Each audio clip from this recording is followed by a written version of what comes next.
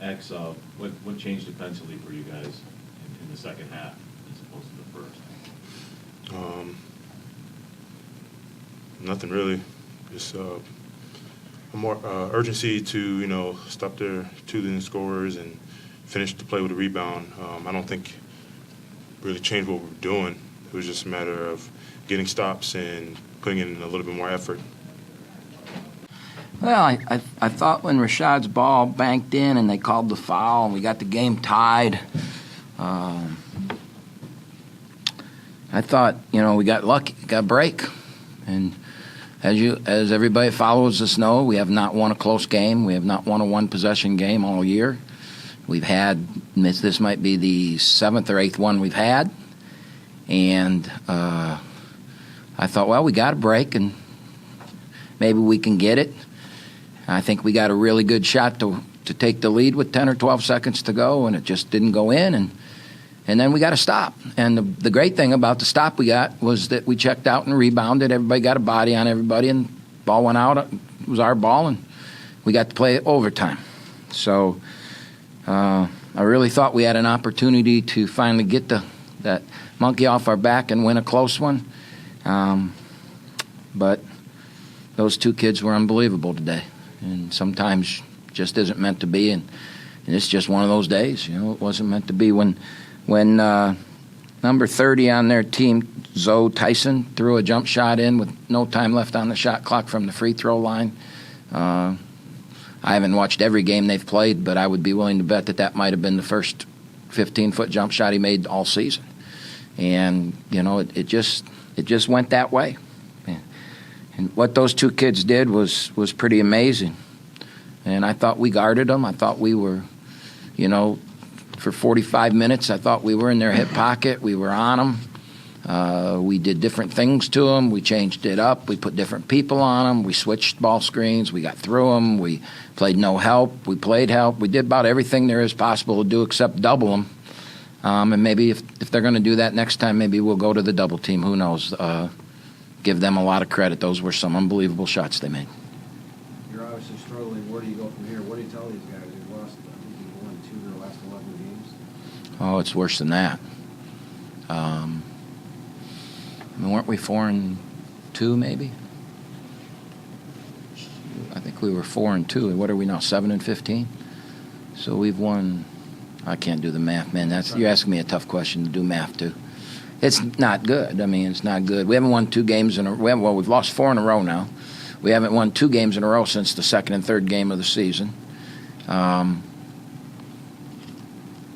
it's not good. It's not good. Where do we go from here? We go to work. We get back and go to work. Surely not going to quit. We're surely not going to we've played numerous close games. And we've just got to find a way to change the tide and to make the big shot. And, we really struggled from 10 feet in today. We have some really good players that couldn't get the ball in the basket from close range. And yet we actually made some threes at a higher clip than we have all year. What did we shoot? We shot 30 threes. Wow.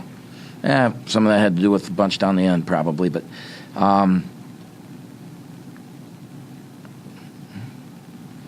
we made threes at a better clip than we've made them all year, and we got to the free throw line. We actually shot well from the free throw line, 77%, which we're a bad free throw shooting team, so 77 is really good.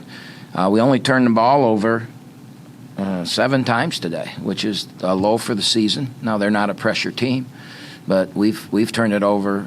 A lot of stupid turnovers during the year. We didn't do that, so we improved there, and we just keep battling, and we're going to win one of these games and get rolling and go on a streak.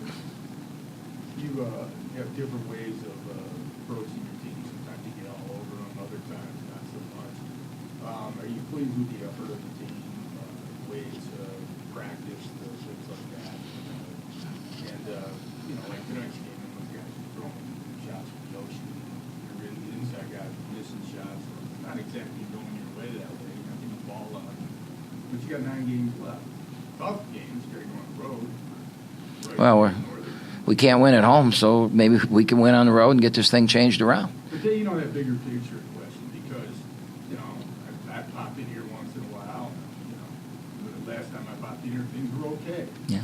Yeah. Now you're bleeding like, really bad. Yeah, I think that's a good way to put it. We're bleeding really bad. I think that,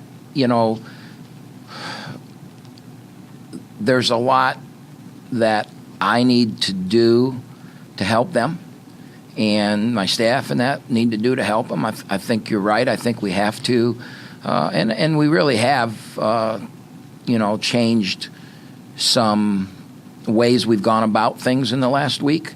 I thought yesterday's practice was the best one we've had since post-Detroit, which is a month. It's been really bad. Our practices have been really bad. But when you have 10 new players and 7 freshmen and 5 sophomores, that's going to happen. The grind of a season, the grind of being made every day to be there and go through what a college athlete goes through is going to take a toll on people, and we don't have a lot of leadership to help them through it. We only have a couple guys that have ever done it before. And so as a coaching staff, you've got to change up what we're doing. We've had off days.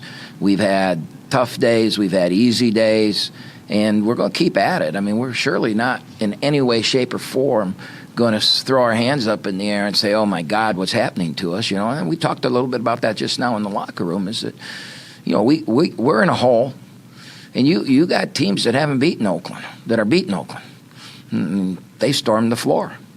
The other night I saw a celebration when UIC came in here. I mean, we've played UIC 15, 16 times, and we're 14-2 against them. And I saw the celebration on Twitter they had in our locker room, and I talked to our kids about that. You're paying the consequences of the guys that came before you. People, they're looking at us and they're like sharks. They smell blood in the water right now. That we're a little dysfunctional in that, and so you got to understand you're going to get everybody's best effort, and we got to just keep battling. And we'll to answer your question, we'll mix up how we do things. We'll mix up. We got a week off now before we play next Friday. We're actually going to give them 2 full days off. Not going to see them again until Tuesday, and we'll mix it up. The good thing is we got our arch rival, and if you can't get prepared to play that game, then we are in jeopardy of having the thing completely fall out from under us. But like you said, 9 games left, a lot of time, a lot of chance to fix things.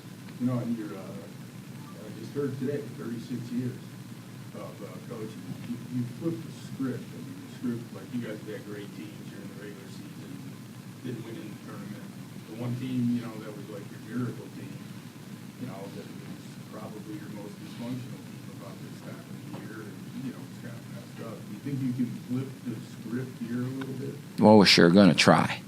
We're sure going to try and flip it. Youngstown State, or whoever, UIC the one time they beat you over at Belleville, Mm-hmm. That was like the one win they had. It was improbable. Well, the one that hurt the most was when we won the league, number 1 seed, and Youngstown beat us on that layup. That one really hurt. That was a really good team. That was a team that could win games in the NCAA tournament, and we did. We went to Clemson and won in the NIT. So that one really hurt. But the truth of the matter is we still got a whole half of a league season left, and we are. I said in here the other night, somebody asked me, are you going to change things? And I'm not going to try and win the next game. That's not what we're going to do. And it's not because I think I'm so smart. It's because I have a lot of experience. I've done this for a long time. I think I know what you got to do what we got to do. And that doesn't make sense, but I think I know what I have to do to get this thing turned around, and we're going to do it. And you don't sacrifice the moment for the future. And we're going to continue to try and get done the things that we know that a program has to do to win. And we've been there. We know what that is. We think we know how to teach it, and we've got to get there with this team. We are nowhere near there. I mean, when you look at this many close losses, and you're not there, and you can blame. You can lay blame on anything you want. But I don't live in a world of laying blame. I live in a world of the next game and getting better. And We don't go in the locker room and lay blame. We go in the locker room and we talk the truth so that we can learn from it and get better. And that's what we do here is we talk the truth. And the truth is not liked sometimes. Sometimes it's embraced. But the truth is how you get better. And for example, I'll give you a perfect example. I went in the locker room. Everything I said in that locker room was positive except one thing. I asked every kid in the locker room, from the day you got here, we call it checking out, but if the other team shoots the shot, boxing out, checking out, everybody's got different terms for it. How have we taught it? And one of the we have terms, and one of the terms is locate the ball. Okay? So I ask all 15 guys in the locker room, 14, whatever it is, to go through what you think, if you were to be asked a question on a test, how does Coach Kampe teach checking out? What would you answer it? And 13 of the 15 had the exact same answer. One had a completely different answer than everybody else, and one had very similar to the other ones. So I said was locate the ball. So every one of you, locate the ball, right? But we don't do that. How many times a night did the ball get shot and the white shirts had no idea where it was? Air balls, block shots, drop on the ground. And so I can go in there and hug everybody and say, it's okay, it's going to change. No, it's not going to change till we fix it. So there's got to be some toughness in there somewhere.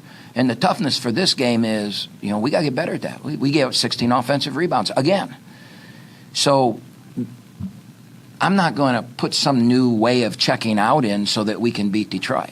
We're going to learn to check out properly. We're going to continue to work at it. And eventually we're going to get it. And then we'll start winning games.